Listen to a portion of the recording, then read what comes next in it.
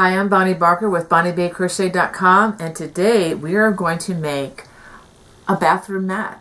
This is still an easy beginner project, even though it looks a little complex. This is a stitch called the Basketweave, and you will not believe how easy it is to crochet.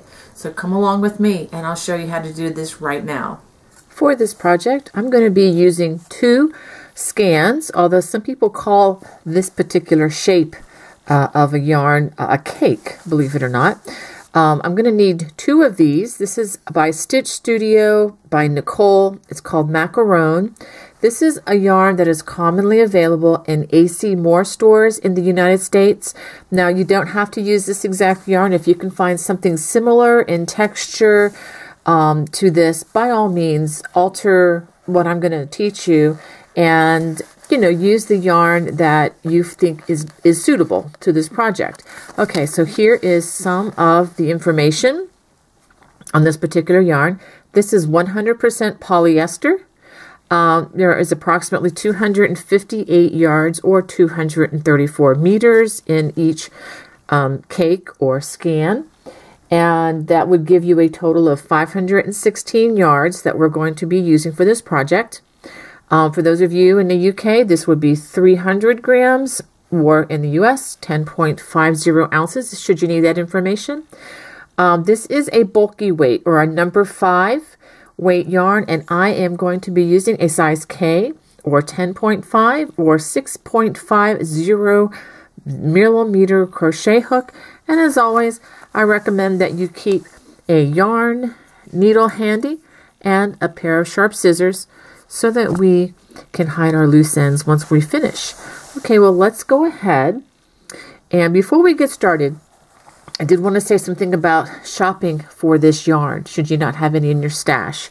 Okay, I want you to notice how the color changes on this to these 4 different colors.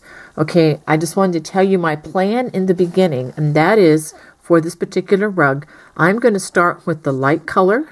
Then I'm going to go into the dark color. Now, the other scan that I have looks just about exactly like this one.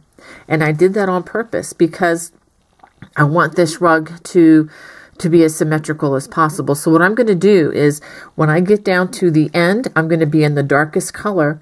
And then on the other scan, I'm going to connect the dark color right to this so that it goes from on one end, from the light to the dark, and from the dark back to the light again. So it'll be, very symmetrical. Now, if you wanted to do, just, light to dark and then light to dark, that's fine too. But I think I'm going to like doing it this way. All right, well, let's go ahead and get started. Let's go ahead and begin with our slip knot. And as always, you may want to try to, crochet this chain a little on the looser side, just so that you have room to work in it. Also, this yarn is a little on the fuzzy side. It's going to be harder to see what you're doing at first. So we're going to be more dependent on our touch or the nerve endings in our fingers, and I'll show you that in just a moment. But we're going to start by chaining 52 chains. Okay, so go ahead and chain those 52 chains. Okay, now that I've completed my 52 chains, we're going to begin by working a double crochet in the 4th chain from the hook. Now, it might be kind of hard to see which chain that will be, but I'm going to go ahead and I can feel this is 1, this is 2, this is 3, and this is the 4th. So I'm going to start right here, and I am going to depend, like I said before, on my fingers to tell me where to put the hook. And it's very important that we put 1 double crochet in each chain. Okay, so go ahead and work 1 of those in every chain all the way across. These are double crochets. And at the end of this row, you should have a total of 49 double crochets. Now, in that 49 stitch count, I am not counting the turning chain as a double crochet, just to be clear. I'm just counting the double crochet stitches, so go ahead. You should have 49 all the way across. At the end of this row, I have 49 double crochets, and I went ahead and double checked by counting before I'm going on. And it's very important that you do that as well. Make sure that you do have 49 stitches, because The stitch that we're going to do from this point on is very much dependent on math. Okay, it has to be a multiple of 6 plus 1. Let me go ahead and say that too, because a lot of you will inevitably want to make your rug smaller or larger. And if you want to make your rug larger, all you need to do is add a multiple of 6 to the starting chain, or you can subtract a multiple of 6 from the starting chain, and that will adjust the size either larger or smaller. Now we're going to go ahead and turn, and we're going to chain 2. Now this is where it gets interesting. And if you're a beginner, I still think this is very, very, very achievable. I've taught this stitch to children in elementary school and even to one child who had a brain disorder. It took her a few more teaching times, but she was able to master this stitch beautifully. So I'm going to go very slow. And again, if I am still going too fast, right on the bottom right side of your screen here, you'll see a little gear icon. If you just click that, you can actually pick what speed you want this video to replay at, and you can slow me down quite a bit. All right, so we're going to go ahead and we're going to work double crochets, but we're going to work front post double crochets in the first 3 stitches. And the way we do that is we wrap our stitch the way we normally would for a double crochet. Instead of working in through the tops, we're not going to do that. It's actually going to be easier to do what I'm going to show you. You're going to put your hook in to the side, and it's going to go all the way around the body like you're giving this double crochet a belt. Wrap your hook, pull up a loop, yarn over, pull through 2, yarn over, pull through 2. Just complete that double crochet stitch the way you normally would. Notice that we did not work in this first stitch. We're going to skip that first stitch as we work the basket weave. And part of the reason for that is it would just look really weird if we started here. It would be bulging on the side, and we want a nice straight edge. We're going to do this 2 more times. We wrap our hook, we bring our hook around the body of the stitch like you're giving it a belt, pull up a loop, yarn over, pull through 2, yarn over, pull through 2. We're going to do that 1 more time. Yarn over, the needle is going around, giving the next stitch a belt, pull up a loop, yarn over, pull through 2, yarn over, pull through 2. Okay, now those are front post double crochets. Now the way we get the basket weave effect is by working front post, and then we work back post double crochets. And I'm going to show you how to do the back post right now. Yarn over, and instead of going in the front door, we're going to come in the back door, and then our hook's going to go around, and then it's going to go out the back again. We're like tying the belt in the back this time. Pull up a loop, yarn over, pull through 2, yarn over, pull through 2. We're going to do that 2 more times. Yarn over, come into the next stitch, and the hook goes around like it's giving it a belt. Pull up a loop, yarn over, pull through 2, yarn over, pull through 2.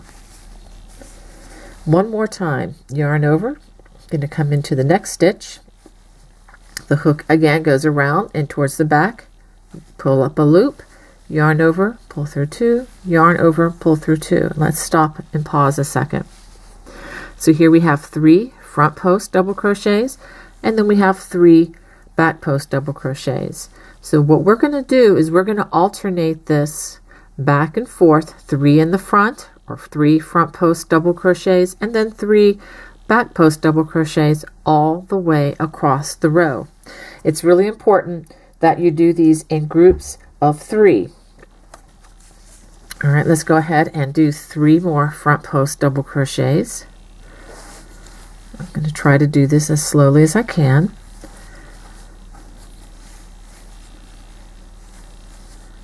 We're tying this belt in the front for the front post double crochets as you just complete your normal double crochets. It's just putting it in a different place. Okay, so now we have 1, 2, 3 front post. Now we're going to do 3 back post. The hook comes around the back, goes around the front, and then out the side door there.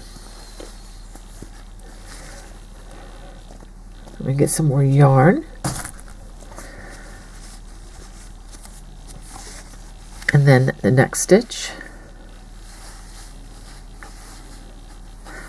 You also may find that working with this kind of yarn will make your hands a little more tired because it does have more friction as you form the stitches.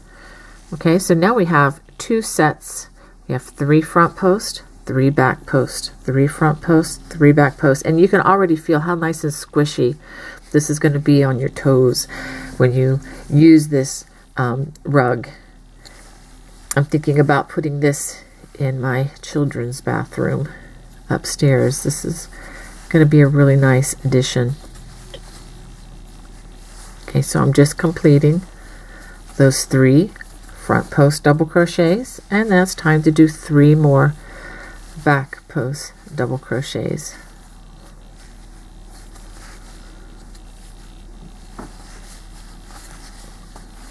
Just doing the same thing over and over. Okay, make sure that you do pause and you count. If you can't see the stitches very well, again, use those nerve endings in those fingers and you can count them. Well, I'm going to go ahead and work this all the way across the row. I've just completed working this all the way across. It's going to be 8 repeats of the 3 front post double crochet and 3 back post double crochet. And then after that, we're going to work a half double crochet right into this hole here. And this is the way you make a half double crochet in case you're not familiar with this stitch. You wrap the hook the way you normally would, insert into the stitch, pull up a loop. You have 3 loops on your hook, yarn over, and pull through all 3. It's as simple as that. Now we're going to turn our work to work row number 3, which is very similar to row number 2. We're going to chain 2, and we're going to, again, we're not going to work in this stitch, which was that half double crochet. We will never work in those stitches in this project. Now we're going to work again 3 front post double crochets,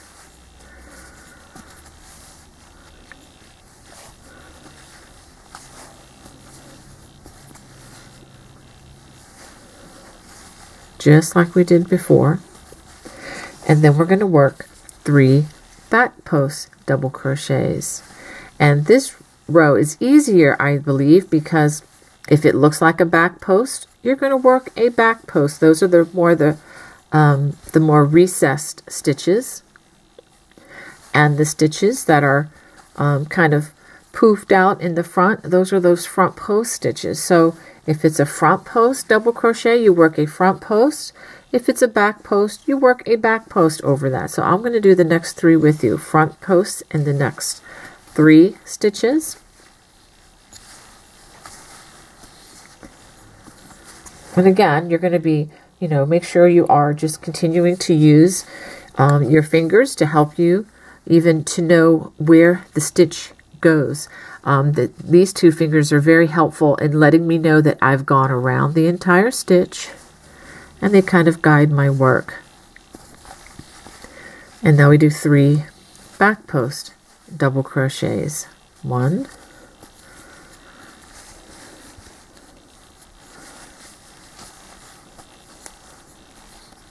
whoops, let me try that one again. It kind of got away from me. And also notice that the weave on this, using this particular size hook, is much more on the tighter side than I would use, say, for a garment. And that's because you want this to be, it should be a nice tight weave. Okay, so I just did those 3 back post double crochets. Let's go ahead, I'll do this again with you. 3 front post double crochets. 1, 2, and 3. And now we're going to do 3 back post double crochets. 1,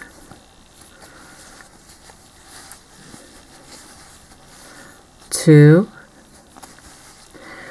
and 3. And let's take a pause and look at what you should have. So this is what you should have at this point. And these rows might be really hard to see, but they're very easy to feel. 1, 2, 3. So you can see that there are 3 rows. Go ahead and finish this all the way across.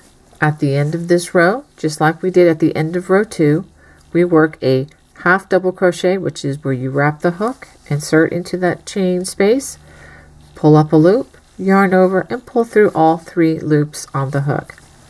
Okay, now we're going to begin row number 4, and this is where things change up just a little bit, and this is where we get the basket weave effect. We're going to chain 2. Now we're going to do the opposite of what we see. We see that we have 3 front post double crochets. We're going to work 3 back post double crochets over these. We're going to come in the back door and we work that back post double crochet over the first 3 stitches. Well, actually second, third, and fourth stitch, because as usual we're not going to work in this stitch along the edge.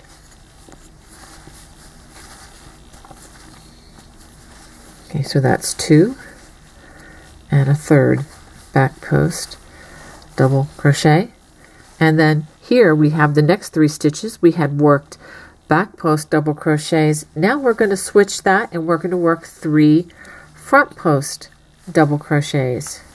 1,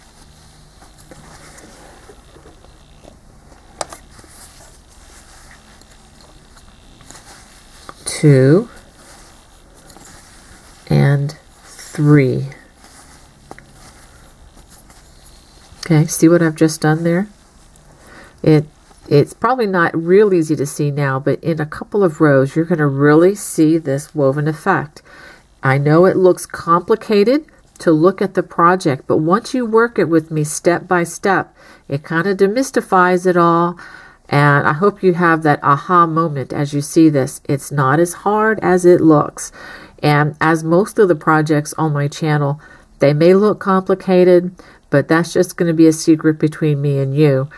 Because in reality, each stitch, if you take it stitch by stitch, line by line, row by row, it is just using the basic crochet stitches, but maybe in a slightly different way. It's still, though, the basic crochet stitches, which is why I'm even calling this an easy beginner project, because when you see it demonstrated, it really is an easy project.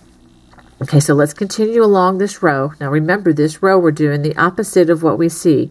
We have 3 front post double crochets, but we're going to work 3 back post double crochets over those.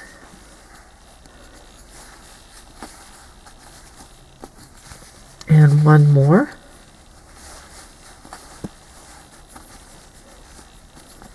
Okay, now the next 3 stitches are back post double crochets from the last row, so we're going to go ahead and work 3 front post over those to just continue changing this up,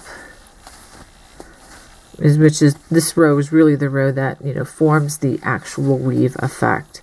Okay, so let's go ahead and pause again. Okay, so do you see that? All right, I'm going to do 1 more set with you before I send you on your way to the rest of this row. We're going to go ahead, we have 3 front post double crochet, so go ahead and work 3 back post double crochets. 1, 2,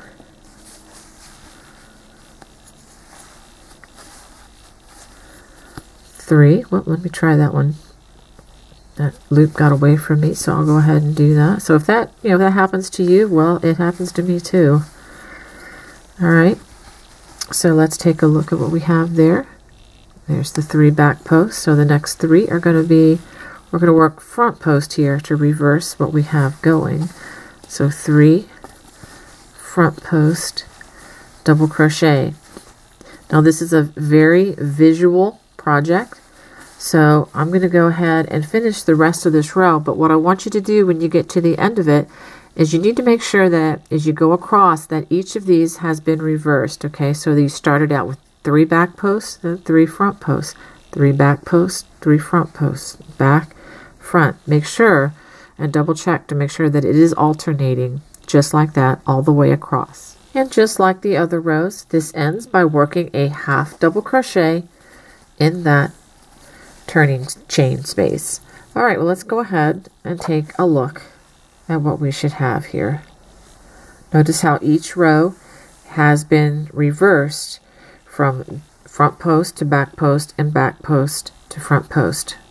Okay, so now the next two rows, rows 5 and 6, are actually worked the same. We're going to turn our work at the end of every row. We're going to chain 2 to begin, and we are going to first work 3 back post double crochets. Now for the next two rows, we're going to work just what we see. If we see back post double crochets, we're going to work back post double crochets. So we work 3 back post double crochets,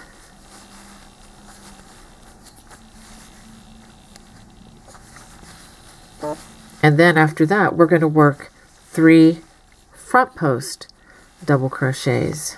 1,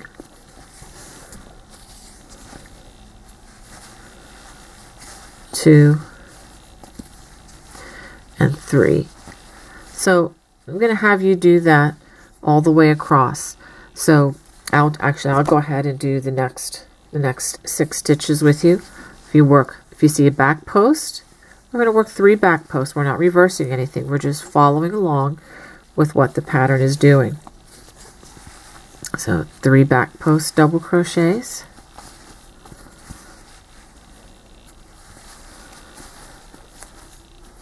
and we'll keep having to get more yarn because this yarn gets used up so quickly, and then 3 front post double crochets.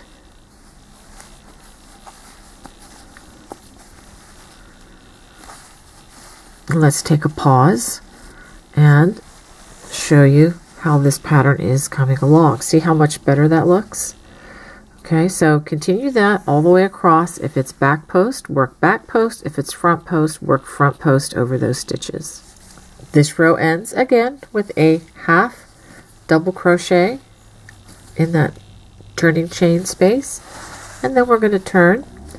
And one way to find out which row you're going to do, whether it's back post or front post to begin, you can always count the number of rows, and you can do that by feeling this. So this is 1, 2 rows. So we're going to need 3 rows of each before we switch. So go ahead and chain 2 for that turning chain, and since we've only worked 2 rows of this with the stitches that are the same, we're going to go ahead and work another row following along with what we see. So this is back post double crochet. We're going to again skip this first one and work 3 back post double crochet.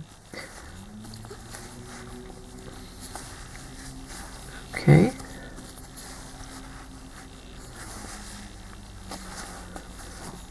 Let me get some more yarn. And then the next 3 stitches that we see were front post double crochet. So go ahead and work 3 front post double crochet. And this is row number 6. Okay, so we're going to repeat that all the way across. 3 back post double crochets followed by 3 front post double crochets. At the end of this row, we work a half double crochet again in that turning chain space, and then we go ahead and turn. And I want to show you how again to count these rows, because it might be a little confusing because we only really worked the basket weave stitch for 2 of these rows. However, that first row we did, which was the double crochet, counts as one of those rows. So we have 1, 2, I can feel the stitches with my fingers here, and then 3, those 3 rows, and then we have another 1, 2, 3 rows here. So it's time to switch the stitches again. So if, in other words, if we see the back post, now we need to do front post, and if we see the front post, we need to do back post to continue the basket weave pattern. So remember that every 3 rows you're going to be switching, starting with the various stitches. So we used back post before, so now we're going to start with front post here to reverse this. And do a visual check like I did before. At the end of this row, make sure that you carefully check to make sure that every every little basket weave has been reversed. Okay, so I've just did 3 front posts over where back posts were before, and we had worked front post here. So now we're going to work 3 back posts to reverse that. I hope that's not too complicated. Okay, so it's 1, 2, and 3 stitches. I'll do a couple more with you because this is where mistakes are going to come in if we get mistakes in our work. It's when we switch. We either forget to switch or we don't switch them all. Okay, so 3 front post double crochets because these were back posts before. And 3. Now we're going to do 3 back post double crochets. 1, 2, 3. The probably the biggest challenge of this project, I would say it's not so much the basket weave stitch, but it's working with the thicker yarn, like I said before. And if you've worked a couple rows and you find your hands are really tired or your arms are really tired, take a break, okay? Because this can really be stressful on your hands if you're not used to it. And even though I kind of am used to it, but I do not sit down and do a complete project using the thicker yarn with more friction for that very reason. I want to try to preserve the muscles in my hands. Okay, so now we have 3 back posts. Let's go ahead and work 3 front post double crochets.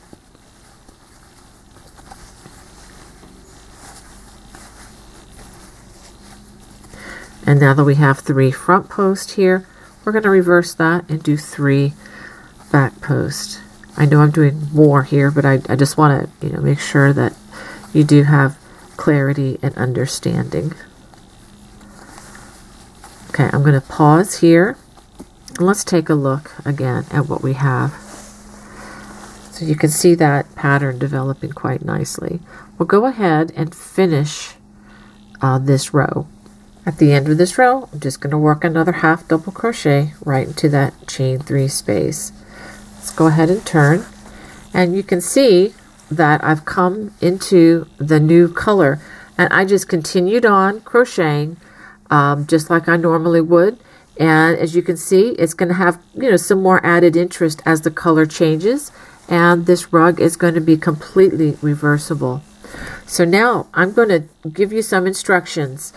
This is row 7 we just completed. So the next 2 rows we're just going to complete as we did before. We're going to do 3 front post double crochet and then 3 back post double crochet all the way across, just following along visually with what you already have. So if you have front post, work front post. If you have back post, work back post.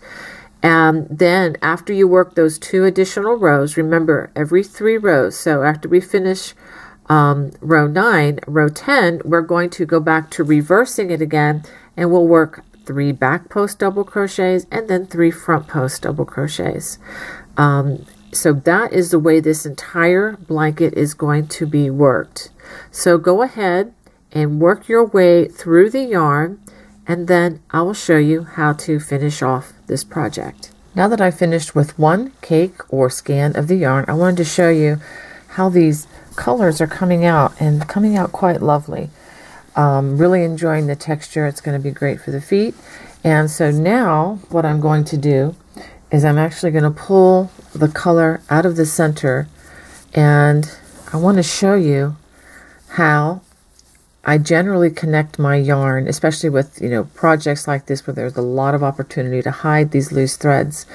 I'm just going to take and hold the 2 threads together and then twist and pull it through, leaving a nice long section, as you know, so that I can hide it using my using my yarn needle. And you want to pull this kind of yarn gently, because if you pull too hard on this particular type of fiber, it will break. It will break off right in your hand, and you don't want that to happen.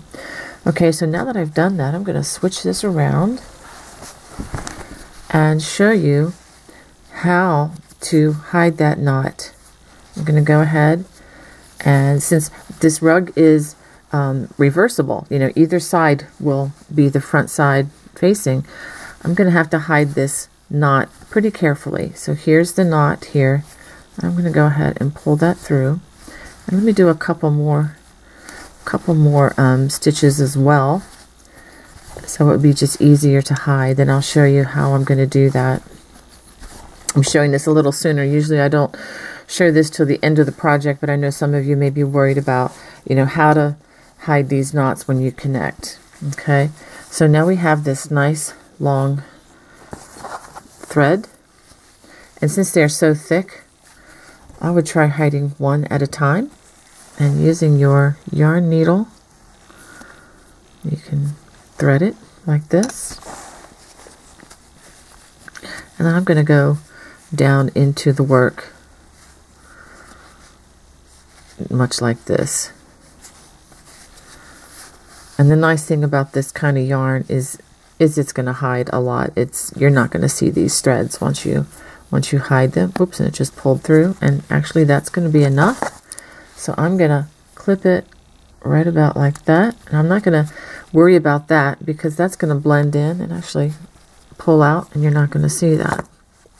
Okay, let's go ahead and do the other one as well.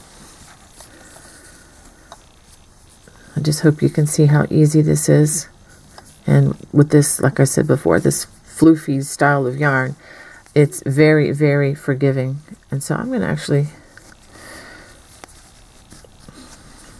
bring this over a little bit to the side. And then go down. Actually, let's go ahead and bring it back up again, so we don't have too much. And then I'll go down into this side, run it down into a stitch just like that, and let's pull it out. I think that's enough.